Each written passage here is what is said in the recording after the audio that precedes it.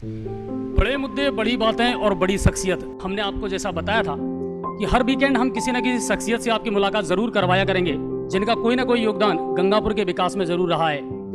दोस्तों, एक साल पहले, 1.5 साल पहले के गंगापुर की अगर आप कल्पना करें और आज के गंगापुर को अगर आप देखें तो बहुत कुछ अंतर आपको देखने को मिलेगा और देख भी आप रहे हैं। आज मेरे साथ एक ऐसी शख्सियत है वीकेंड के इस प्रोग्राम में, प्राइम टाइम शो में, जिनको बहुत मिस शायद गंगापुर की जनता करती है, और बहुत सारे बड़े मुद्दे हैं, छोटे मुद्दे हैं, जिन पर हम उनसे अहम बातें करेंगे।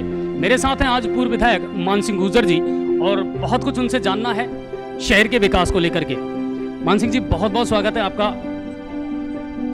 सबसे पहले तो सबसे अहम सवाल यह है कि कोविड-19 की जैसी वैश्विक महामारी को लेकर के केंद्र सरकार ने जो प्रयास किए हैं, उनके बारे में आप क्या कहना चाहेंगे? देखिए, मैं ये कहना चाहूँगा, माननीय नरेंद्र भाई मोदी दुनिया के सर्वाधिक लोकप्रिय के साथ साथ में जिस प्रकार से समस्याओं को किस प्रकार निजात दिलाना है, जनता के लिए किस प्रकार चलना है, उस मामले में नरेंद्र भाई मोदी का कोई सानी नहीं है। और नरेंद्र भाई मोदी ने कोविड-19 को लेकर के बड़ी एहतियात बरतते हुए लॉकडाउन को समय पर लागू किया। सभी राज्य सरकारों से बात की, राज्य सरकारों के साथ साथ में कैबिनेट की बार बार मीटिंगें की, और हमारे पड़ोसी देशों से, G7 के देशों से सबसे बात करके राजस्थान की सरकार को 1700 करोड़ रुपया कोविड-19 से लड़ने के लिए दिया गया। 2800 करोड़ रुपए नरेगा में गांव के मजदूर को जो दूर दराज में काम करता था उसको नरेगा से काम मिल सके, उसके लिए दिया गया।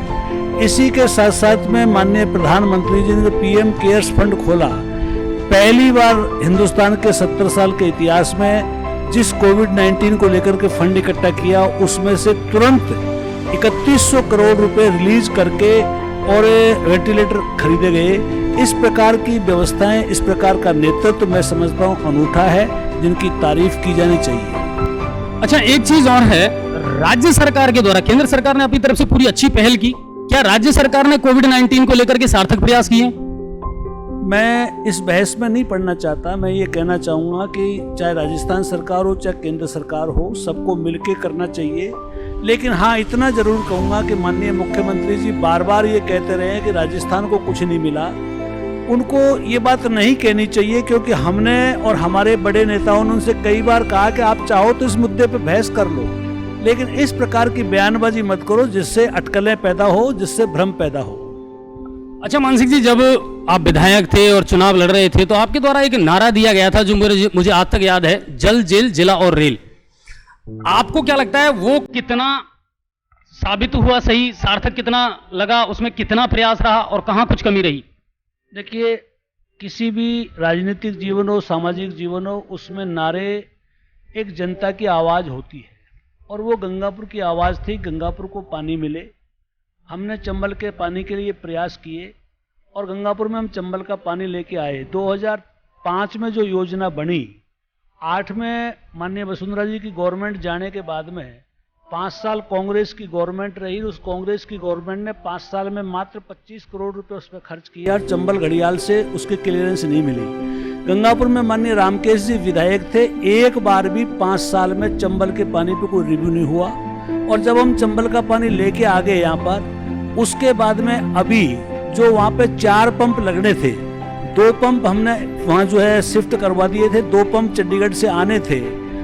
चुनाव जीतने के बाद में रामकेश जी ने बहुत डींगे आंकी थी, चंबल का पानी मैं लेके आऊँगा, लेकिन अभी भी जब उन्होंने रिव्यू किया तो उस रिव्यू के बाद भी वो 2 पंप लग नहीं पाए, और जिन इंटेक वेल में मिट्टी भरी उसकी भी कोई व्यवस्था नहीं कर पाए। इसलिए कहना बहुत आसान है, जो हमने कहा चंबल के पानी को लाने के बाद उसको सार्थक की। जिले की बात पे हमने ADM का कार्यालय यहाँ पे बनाया, और एक जिले की नॉर्म्स होती है, उस नॉर्म्स के आधार पे गंगापुर जो 17 नॉर्म्स में है, उन 17 उनके अंदर गंगापुर शामिल है। जब कभी भी कोई इन पे फैसले होंगे तो निश्चित रूप से होगा। इसके अलावा जेल के लिए हमने डिप्सा के अंदर 16 बीघा जमीन अलॉट करा दी। उसका पूरा का पूरा वो सेल्फ फंडेड प्रोजेक्ट है, उसमें सरकार से पैसा नहीं चाहिए, उसको नगर परिषद को बनाना है। मात्र 16 करोड़ रुपए की लागत है, और जो वर्तमान हमारी जेल है वो 40 करोड़ से ऊपर की है, 20 करोड़ रुपए हमको बचेगा। तो इसमें कहीं किसी प्रकार की नहीं थी। तो जो तीनों हमारे मुद्दे थे, उन तीनों मुद्दों के अंदर हमने सफलता प्राप्त की है। जहाँ तक रेल का सवाल है, दौसा गंगापुर रेल को गति मिली है, गंगापुर के रेलवे स्टेशन को गति मिली है, क्वार्टर्स को गति मिली है, और आने वाले समय में धौलपुर लाइन के बाद में गंगापुर को पुनः चिन्हित कर लिया गया है कि गंगापुर जंक्शन होगा। तो हमने इन सब चीज़ों में प्रगति की है। एक बार में किसी चीज़ में कोई ये कह दे कि मैं अंबर के तारे लाऊं, नहीं ला सकता, लेकिन हमने उन चीज़ों को धरातल पे लाने का काम किया है और आगे बढ़ाया है। वर्तमान में जो राज्य सरकार है उसकी नीतियों से कितने संतुष्ट हैं आप? देखिए, वर्तमान सरकार ने धोखे से सत्ता हासिल की है। नौजवानों को कहा था कि 3,000 का वजीफा देंगे, किसान को कहा था कि 10,000 का कर्ज माफ करेंगे, किसान को कहा था कि तुमको पेंशन देंगे। उन सारे वादों पे कांग्रेस सरकार विफल रही है और जनता के साथ में धोखा देकर के सरकार सत्ता में हासिल हुई है। दो ध्रुवों में बटी हुई सरकार आपस में लड़ रही है, जिससे जनता का भारी नुकसान हो रहा है, और उस नुकसान के चलते शहर को और गाँव को किसी प्रकार का जो विकास मिलना चाहिए वो नहीं मिल पा रहा है। पिछले इस 1.5 साल में कांग्रेस गवर्नमेंट की एक भी स्वीकृति नई नहीं है। जो हमारी स्वीकृतियां उनको कैंसिल करके पैसे को वापस मंगाया जा रहा है। गंगापुर के भी बहुत से प्रोजेक्टों को कैंसिल करके पैसे को वापस मंगा रही है सरकार।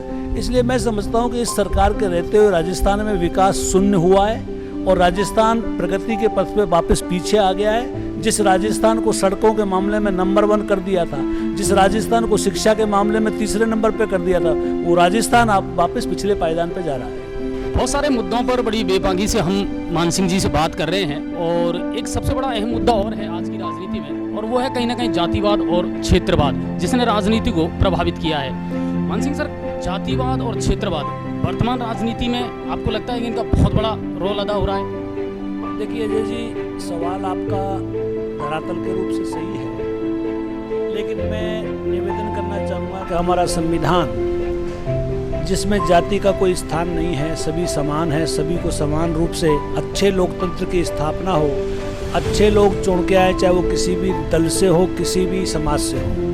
लेकिन निश्चित रूप से अभी पूर्वी राजस्थान में थोड़ा बहुत जातिवाद है। मैं चाहूँगा कि ये नहीं होना चाहिए और इसके लिए कोई स्थान नहीं है, क्योंकि भारत देश में लोकतंत्र को हम सब ने अंगीकार किया है। लोकतंत्र हमारा मजबूत हो, यही मेरा निवेदन है। अच्छा, जनता से जुड़ा एक बड़ा अहम मुद्दा है कि आपने अपने पिछले 5 साल के कार्यकाल को किस तरह देखते हैं और उसकी तुलना में आज गंगापुर सिटी को कहाँ पाते हैं? देखिए, जहाँ तक कि 5 साल का सवाल है, हमने एक सेवा के रूप में, सेवक जो होता है जनता का, उस सेवक के रूप में हमने अपने आप को स्थापित करने की कोशिश की। गंगापुर विधानसभा क्षेत्र के अंदर पूरे 70 साल में जहाँ 7 सीनियर सेकेंडरी स्कूल थे, वहाँ हमने 26 सीनियर सेकेंडरी स्कूल खोल करके प्रत्येक पंचायत में सीनियर सेकेंडरी स्कूल खोला। प्रत्येक पंचायत के अंदर हमने पशु औषधालय खोला। प्रत्येक पंचायत के अंदर हमने भू अभिलेखागार का ऑफिस खोला, जिससे ग्रामीणों को अपने रोजगार से मिल सके। यानी सारी चीज़ों को, बड़े बड़े बांध बनाने का काम किया। हमारी वजीरपुर तहसील के अंदर तहसील भवन, एसडीएम कोर्ट, इनका सबका हमने निर्माण कराया, और तेलावड़ा के अंदर उप तहसील का, सीएससीज का निर्माण कराया। गंगापुर शहर के अंदर पानी की व्यवस्था को लेकर चंबल के पानी को लेके आए। अमृत योजना, जिसके अंदर गंगापुर में 11 टंकियां बना करके पानी की बेहतर व्यवस्था हो सके। ऐसे इतने अनगिनत काम है। गंगापुर में लॉ एंड ऑर्डर के लिए अलग थानों का निर्माण, सब थानों, कोतवाली थाने की भवन का निर्माण, गंगापुर को 5 तरफ से नेशनल हाईवे से जोड़ना, गंगापुर के हॉस्पिटल को, इस हॉस्पिटल को, जनरल हॉस्पिटल को जो है बाहर ले जाकर के इसको गायनी का हॉस्पिटल बनाने का प्रस्ताव हमारे समय का था। नांदोती का जो रोड बना हुआ बेकार रोड था, इसको सबको चारों तरफ रोडों पे गड्ढे थे, उनको हमने ठीक करने का काम किया। उस विकास की तुलना में जब आप देखते हैं, तो चाहे पिछला 10 साल का कार्यकाल हो और चाहे ये अभी 1.5 साल का कार्यकाल हो, ये कहीं नहीं लगते हैं। विकास के मामले में, गौरव पथ के मामले में, पंचायतों के मामले में हमारा बहुत अच्छा कार्यक्रम रहा है। शिक्षा को हमने बढ़ावा दिया है, गंगापुर को शैक्षिक नगरी के रूप में स्थापित किया, मंडी के व्यापारियों को दुकानें देने का काम किया, व्यापार मंडल को सम्मान देने का काम किया। अनेकों ऐसे काम हैं जिनकी गणना नहीं की जा सकती। मान सिंह जी, बहुत बड़े प्रोजेक्ट आप बड़े लेवल पर लेकर के आए गंगापुर सिटी के लिए, चाहे सीवरेज का काम हो, कुशालगढ़ की परियोजना हो, चौराहों के सौंदर्यीकरण का एक काम हो। आपको लगता है कि ये जो बड़े प्रोजेक्ट थे, ये कहीं ना कहीं अब लोगों के लिए मुसीबत बन गए? क्योंकि सीवरेज का काम है, वो वैसा की वैसा ही पड़ा हुआ है। कुशालगढ़ है, उसके बारे में भी कुछ नहीं कह सकते। चौराहों की जो फव्वारे वाली और सौंदर्यीकरण की योजनाएं थी और चालू थे वो भी अब बंद पड़े हैं। तो ये इनके पीछे क्या वजह रही? देखिए, ये नेतृत्व के ऊपर डिपेंड करता है। हमने पहली बार गंगापुर के अंदर हाई मास्क लाइटें लगाई, चौराहे लगाए, फव्वारे लगाए। अब अगर नेतृत्व इस प्रकार का है कि उनकी तरफ ध्यान नहीं देगा तो निश्चित रूप से बेकार होने जा रहे हैं। आज ही गंगापुर में जिस प्रकार एलएनटी का काम था, उस काम को जिस प्रकार से सबलेट किया, और सबलेट इसलिए किया कि उसके अंदर एक तरीके से भ्रष्टाचार हावी हो गया, वो जनता के लिए मुसीबत बन रहा है। हमने कभी भी 100 मीटर से ज्यादा खोदने नहीं दिया। जब 100 मीटर ठीक होता था, उस पर सड़क बनने के बाद आगे काम शुरू होता था। तो काम को व्यवस्थित तरीके से अगर कराने का काम हो तो वो सुविधा होगी, और असुविधा के तौर पे अगर उसमें संज्ञान नहीं लेंगे तो वो असुविधा होगी। निश्चित रूप से आज चाहे वो कोई सा भी काम हो, वो प्रशासन की और जनप्रतिनिधियों की फेल्योरनेस के कारण आज जनता के लिए एक मुसीबत बन रहे हैं। मेरा निवेदन है कि अच्छे कामों को अच्छे भाव से करें, राजनीतिक चश्मे से नहीं देखें। अच्छा, जितने आप काम लेकर के आए उनमें ऐसा कौन सा है जो आपका अपना एक ड्रीम प्रोजेक्ट था कि यार ये मुझे अपने शहर के लिए या विधानसभा के लिए लेकर के आना है, इसे मुझे पूरा करवाना है? देखिए, जहां तक हमारा व्यक्तिगत सवाल है, हमें पैसे से एजुकेशन में है और हमको शिक्षा किसी भी समाज के विकास की बुनियाद होती है। तो एज ए शिक्षक मैंने गंगापुर में शिक्षा नगरी के रूप में गंगापुर स्थापित हो, उसके लिए राष्ट्रीय सेमिनार का आयोजन हुआ। गंगापुर के अंदर देवनारायण आवासीय विद्यालय का हुआ। गंगापुर में सब जगह सीनियर स्कूल्स का करने का काम किया। गंगापुर शहर के अंदर गर्ल्स कॉलेज, एक और गर्ल्स कॉलेज चूली गेट पे कल्याण जी मंदिर पे खोला गया। और इस सभी स्कूलों के अंदर हमने प्रत्येक विद्यालय में 3 लाख रुपए देकर के आईटी लैब बनाई। और राजस्थान में जो 10 अटल ट्रिंकल लैब बनी, उसमें गंगापुर के हाई स्कूल में बनाई। वो प्रोजेक्ट मैं समझता हूं आज गंगापुर में शिक्षा के मामले में गंगापुर पे कोई ध्यान नहीं दिया जा रहा। जहां तक गंगापुर का सौंदर्यीकरण का सवाल है, पानी का सवाल है, ये सारे ड्रीम प्रोजेक्ट थे। आज स्टेडियम का काम रुका हुआ है। गंगापुर में एक 40 करोड़ रुपए की लागत से बहुत बड़ा 32 बीघा में स्टेडियम, दिन रात का स्टेडियम बनने वाला था, उस पर काम बंद पड़ा है। गंगापुर का यूथ कहां खेलेगा, गंगापुर के यूथ को कौन प्लेटफॉर्म देगा, इस पर ध्यान नहीं दे रहे। आज हमने हाई स्कूल का जो मैदान बनाया, वहां पे जो पार्क बनाया, गंगापुर के हाई स्कूल में जैसा पार्क बनाया वैसे 4 पार्कों के पैसा जो हमारे टाइम पे स्वीकृत किया गया था, मुझे नहीं मालूम 3 पार्कों का पैसा कहां लगा दिया गया, नहीं तो 4 पार्क बनने थे। उसमें हमने एक राम रहीम कॉलोनी में चिन्हित किया था, एक ग्वाड़मल बालाजी पर चिन्हित किया था, एक हमने रेलवे स्टेशन के पास चिन्हित किया था। वो 3 नहीं बन पाए। तो ये ऐसे बहुत से काम है जिनकी ओर ध्यान दिया जाना चाहिए। मैं समझता हूं स्थानीय विधायक को सरकार से मिलकर के प्रशासन के साथ में बैठकर रिव्यू करना चाहिए और इन सब चीजों को करना चाहिए। लगातार बढ़ते अपराध, चाहे भूमाफिया को हम ले लें या चोरी की घटनाएं ले लें, मर्डर भी अब सुनने में आए हैं। लॉकडाउन के दौरान भी दुकानों के ताले टूटे हैं। फेलियर कहां है कानून व्यवस्था को लेकर के, स्थानीय स्तर पर या राज्य सरकार के स्तर पर? देखिए, जहां तक राजस्थान का सवाल है, राजस्थान के स्तर पे भी कानून व्यवस्था कमजोर है। और जब राजस्थान के ऊपर लचर व्यवस्था होती है तो उसका नतीजा नीचे भी आता है। और मैं नहीं समझता कि जब विधायक सचेत होता है और वो इन चीजों को बार बार रिव्यू करता है तो प्रशासन उसी हिसाब से चलता है। मैं इस बात को पुनः कहना चाहता हूं कि गंगापुर का प्रशासन और गंगापुर की जो ब्यूरोक्रेसी है वो पूर्णतः भ्रष्टाचार में लिप्त है। पूर्णतः उनको कोई ध्यान नहीं है कि जनता के हित के काम कब होंगे। इसके लिए विधायक को संज्ञान लेना चाहिए, अन्यथा जनता इन सब बातों को नोट करती है। और आखिरी सवाल कि गंगापुर सिटी की जनता के लिए क्या संदेश देना चाहेंगे? कोविड-19 के एक महामारी से निकल करके अब जीवन थोड़ा सामान्य होने लगा है, जिंदगी वापस पटरी पर आई है, बहुत कुछ प्रारूप बदला है, जीवन जीने का तरीका भी बदला है, तो क्या कहना चाहेंगे? देखिए, निश्चित रूप से गंगापुर की जनता को मैं प्रणाम करता हूं।